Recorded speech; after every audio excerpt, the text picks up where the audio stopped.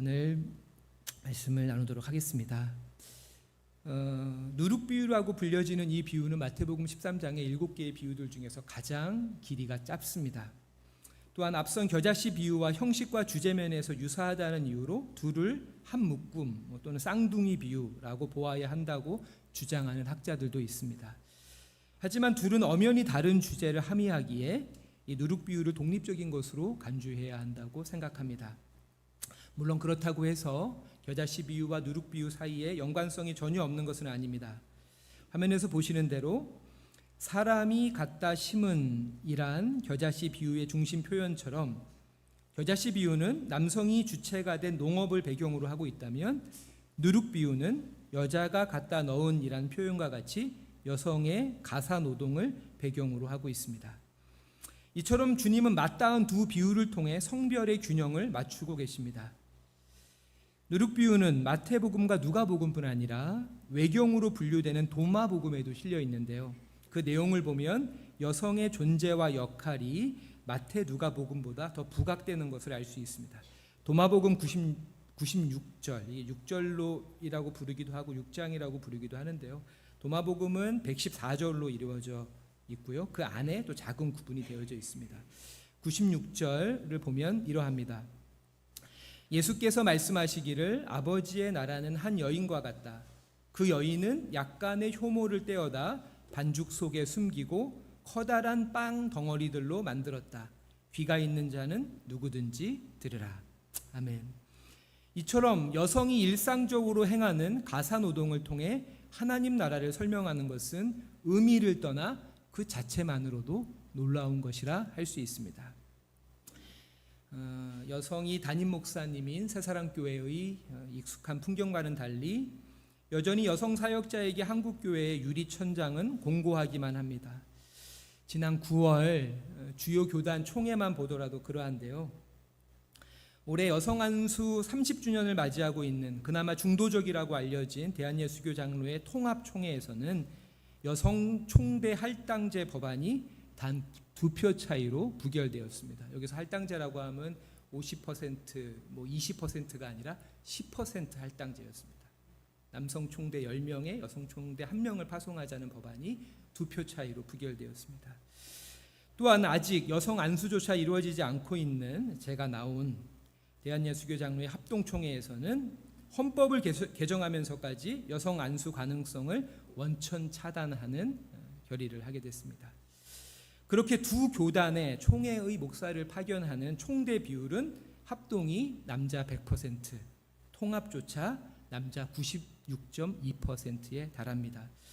이 수치들을 다른 기관들과 비교해 보면 그 심각성이 더욱 도드라지는데요. 대한민국 국회의 여성 의원은 60명으로 비율은 20%입니다. 물론 이제 비례대표가 52%, 지역구는 14%여서 지역구 의원은 여전히 여성이 적은 편이긴 합니다. 정부 내각의 20명의 장관 중 여성 장관은 농림수산부, 성평등가족부, 보건복지부, 중소기업 벤처부까지 4명으로 역시 국회의원과 같은 20%입니다. 이마저도 OECD 평균인 30% 중반에 턱없이 모자라서 많은 비판을 받고 있습니다. 또한 대기업의 여성 임원 비율도 8.8%라고 합니다. 이처럼 정체되고 심지어 퇴행하고 있는 한국교회와는 달리 얼마 전에 영국교회로부터 전해진 소식은 참으로 충격적입니다. 2024년 11월 교회 내 아동학대 은폐 의혹을 받던 저스틴 웰비 대주교회 사태로 공석이던 캔터베리 대주교회에 63세 여성인 사라 멀렐리가 선출된 것입니다. 8,500만 명이 소속되어 있는 세계 최대의 개신교 교단인 성공회의 수장이면서 영국에서 왕족을 제외하고 의전 서열 1위인 캔터베리 대주교회 역사상 최초로 여성이 선출된 것입니다. 뉴스앤조이에 기고한 금년 교단 총회의 소회를 담은 한동대 손하철 교수의 칼럼 제목처럼 21세기 대한민국에서 남녀차별이 가장 심한 곳은 다름 아닌 교회입니다. 우리 교회는 그렇지 않다면서 이 문제를 쉬쉬해서도 안 됩니다.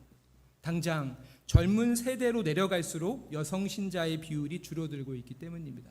전체 개신교인 중에 여성 신자 비율은 55%지만 30대에서는 44%, 20대에서는 42%로 연령이 낮아질수록 여성 신자의 비율이 줄어들고 있습니다. 자그마치 2000년 전 여성이 아버지와 남편의 소유물로 여겨지던 때 평범한 여성의 지극히 일상적인 활동을 통해서 하나님 나라를 증거하셨던 예수님처럼 여성뿐 아니라 약자와 소수자를 통해 이 땅 가운데 생명과 평화의 하나님 나라를 구현해 가시는 성령의 역사에 눈을 뜨고 그 일에 힘써 참여하는 저와 여러분이 되길 소망합니다. 특별히 육아와 가사, 돌봄과 같은 소위 임금 없는 또는 임금이 적은 그림자 노동을 묵묵히 감내해내고 있는 여성들이야말로 이 척박한 세상에 평화의 씨앗을 심고 가꾸는 하나님 나라의 봉사자들임을 기억하며 이들에 대한 그릇된 인식과 불평등한 처우를 개선해 가기를 원합니다.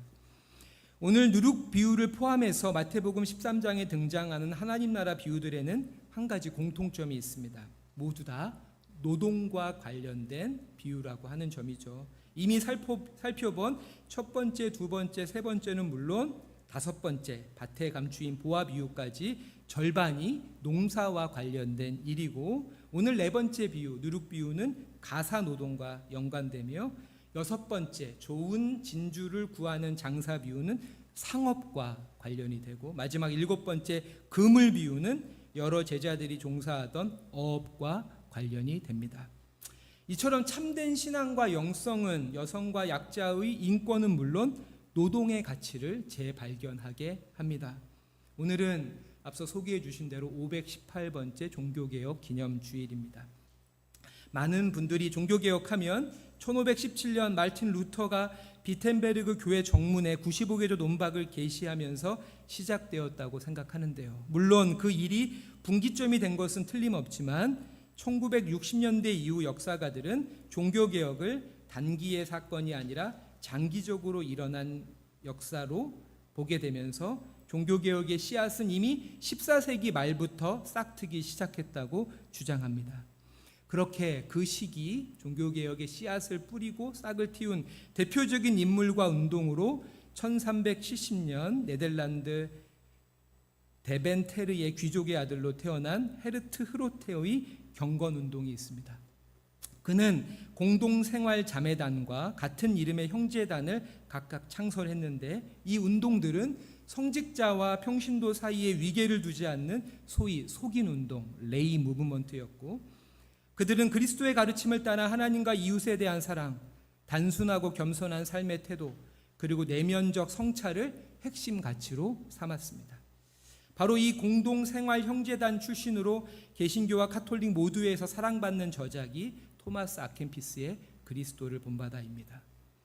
특히나 이들은 당시 수도사들이 신자들의 자선에 의존해 생계를 도모하던 탁발 전통과는 달리 밭일과 봉제 등의 육체 노동을 통해서 자급자족한 생계를 꾸렸다는 점에서 다른 수도회와 차별화됩니다. 그렇게 노동을 통해 타인에 대한 의존에서 자유로워지며 정신적으로 더욱 성숙해 됐고, 가난한 이들의 삶을 이해하고 청빈을 몸에 익힐 수 있었습니다. 더 나아가서 불평등한 사회, 불이한 경제 구조에 맞서 목소리를 내고 대안을 제시할 수 있었습니다. 그렇게 종교개혁은 마태복음 13장의 천국 비유들처럼 일상의 노동의 가치가 수도원의 경건한 행위들과 동등한 지위를 획득하게 된 사건이기도 합니다. 하나님 나라는 교회와 수도원에 유폐된 나라가 아닙니다. 직장과 학교, 가정에서의 일상의 노동뿐 아니라 운동과 여가, 취미까지 모든 곳이 하나님 나라의 현장임을 인식하면서 언제 어디서나 그리스도인으로 살아가는 우리 모두가 되기를 바랍니다. 또한 노조를 터부시하는 편견을 버리고 약자의 편에서 최저임금과 노동시간과 같은 민감한 문제에 대해 한 목소리를 내며 택배기사의 과중한 업무와 끊이지 않는 산업재해와 같은 노동 현장의 부조리를 개선하는 데 작은 힘을 보태는 교회와 그리스도인이 되기를 또한 원합니다.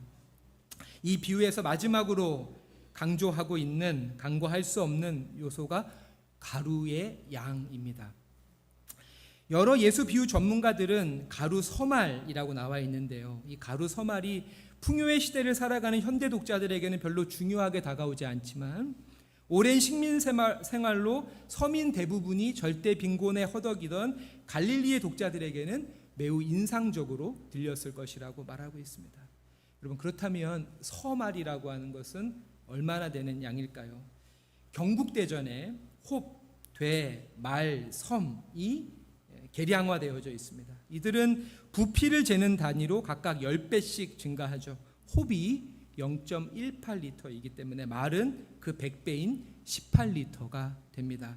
그렇게 가루 서말은 54리터의 밀가루에 해당하는 양입니다. 물론 예수님께서 활동하시던 그 팔레스타인에서 이 말이라는 단위를 사용할 리가 없겠죠. 말이라고 번역된 성서 원문을 보면 삿돈이라고 기록이 되는데요. 이 삿돈은 15리터 정도라고 하니까 말보다는 조금 적지만 큰 차이는 없어서 번역가들이 우리에게 익숙하게 차용한 것 같습니다. 그렇게 주님은 한 여인이 밀가루 45리터에 누룩을 넣어 빵을 만드는 것을 하나님 나라에 비유하신 것입니다. 이 정도면 최소 150명 정도가 먹을 수 있는 빵을 만들 수 있다고 하네요. 좀 우스갯소리로 이 여인이 찌양이어도 혼자서는 먹을 수 없는 양입니다. 또한 여인의 가족이 아무리 대가족이라 그래도 가족만을 위한 식사로는 너무 많아 보입니다. 결론적으로 이는 한 마을 사람 모두를 위한 잔치를 준비한 것입니다. 여기서의 핵심은 이 여인의 수고가 자신이나 가족이 아닌 타자를 위한 봉사였다는 점입니다. 이처럼 하나님 나라는 자신이 아닌 타인을 위해서 밥을 짓는 마음에서 비롯된다고 생각합니다. 지금 주님의 말씀을 듣고 있는 큰 무리들은 이 누룩 비유를 들음과 동시에 창세기 18장의 한 사건을 떠올렸을 것입니다. 그들은 이 히브리 성서 토라라고 하는 히브리 성서에 익숙했기 때문에 가루 서말이라는 이 비유를 듣자마자 본능적으로 창세기 18장을 떠올렸을 것입니다. 아브라함이 예루살렘에서 남쪽으로 32km 정도 떨어진 마므레의 상수리 나무 아래 앉아 있을 때 낯선 사람 세 사람이 그 앞을 지나갑니다. 성경에 따르면 창세기 18장에 따르면 아브라함은 낯선 이를 보자마자 한치의 망설임도 없이 그쪽으로 급히 달려갔다고 기록이 됩니다. 여기서 달려갔다는 히브리어 표현이 루추인데요. 전령이 전쟁의 중요한 정보를 가지고 우리 군 부대를 향해 전속력으로 달려가는 걸 루추라고 불렀습니다. 이때 나이가 아브라함이 88세입니다. 나그네를 보고 마치 전령이 전속력으로 달려가듯이 그 나그네에게 달려간 것이죠. 그리고는 그들을 극진히 대접을 합니다. 아브라함은 왜 이토록 정성껏 나그네를 후대한 것일까요? 이는 중동 유목민들의 환대의 풍습 때문입니다. 저들에게 환대는 의무가 아니라 권리였습니다. 나그네가 마을 어귀에 당도하는 순간 서로 먼저 손님을 제 집으로 모시기 위해 앞다투어 나섰다고 합니다. 나그네에게 가장 먼저 당도해서 그에게 승낙을 받은 사람에게 환대의 기회가 주어졌기 때문에 아브라함도 나이를 무릅쓰고 그토록 급히 달려간 것이죠. 그렇다고 해서 이 아브라함의 환대를 평가절하할 필요는 없습니다. 창세기 18장에서 돋보이는 것은 그의 환대의 넉넉함입니다. 우리 창세기 18장 6절부터 8절인데요. 한 절씩 읽고 8절을 같이 한 절씩 나눠 읽고 8절은 같이 한번 읽겠습니다. 아브라함이 급히 장막으로 가서 사라에게 이르되 속히 고운 가루 세 스아를 가져다가 반죽하여 떡을 만들라 하고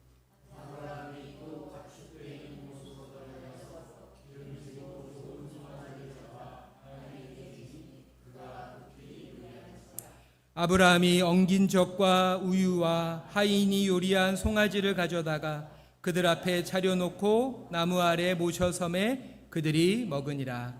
아멘. 사라가 준비한 빵의 양은 오늘 누룩비유처럼 고운 가루 세 스아로 오늘 본문을 연상케 합니다.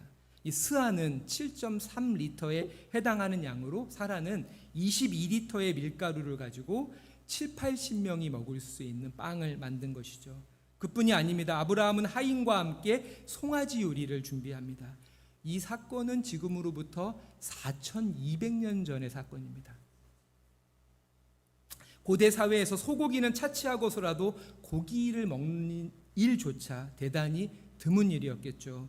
유목민들이 가축을 키우는 것은 젖과 이동과 운송수단, 가죽과 털을 얻기 위한 것이지 고기를 먹기 위한 것이 아니기 때문입니다.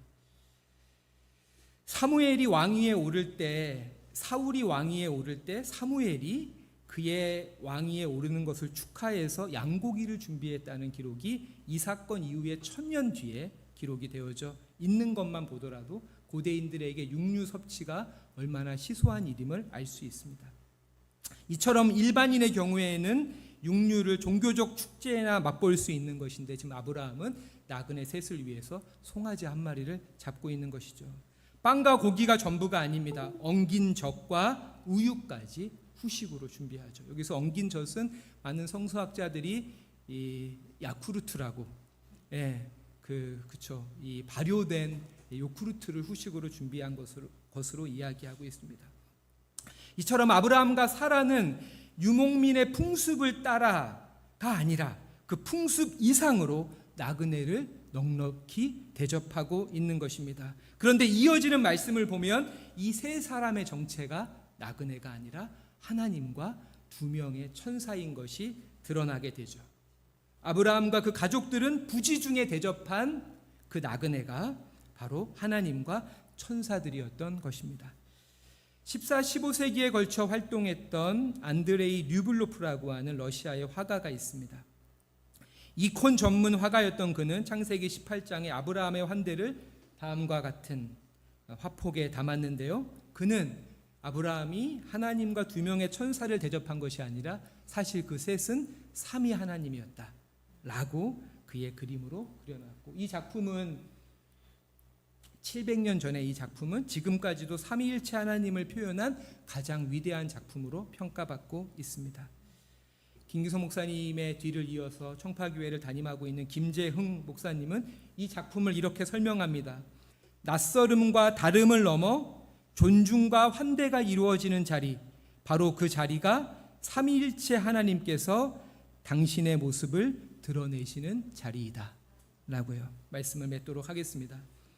앞선 겨자씨 비유가 겨자 자신의 심겨지기 전과 후의 상태의 변화에 주목했다면, 누룩의 비유는 누룩과 함께 버무려진 가루 서말의 변화에 주목하고 있다는 것을 기억해야 합니다. 이처럼 나 자신의 진실한 변화는 타인을 변화시킵니다. 사랑하는 교우 여러분, 성령을 통해 거듭나고 날마다 그리스도의 형상을 닮아가면서 주의를 환한 진리의 빛으로 비추며 사시기를 바랍니다. 그렇게 저와 여러분이 있는 모든 곳에서 낯선 이를 배제하고 혐오하는 것이 아니라 포용하고 환대하는 그리스도의 사랑의 향기가 진하게 퍼져가길 주님의 이름으로 축원합니다. 자비로우신 아버지 하나님, 푸르던 은행나무 잎이 노랗게 물들어가는 아름다운 계절입니다. 누룩이 가루 서말 전부를 부풀어지게 하듯 우리도 가족과 동료 이웃들에게 누룩과 같은 존재로 선한 영향력을 끼치게 하소서. 이를 위해 우리가 먼저 믿음과 사랑 안에서 날마다 자라나게 하소서.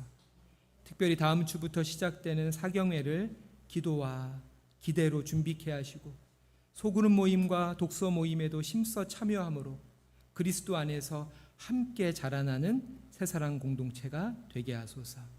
날마다 우리에게 말씀의 성찬을 베풀어 주시는 예수 그리스도의 이름으로 기도드립니다. 아멘.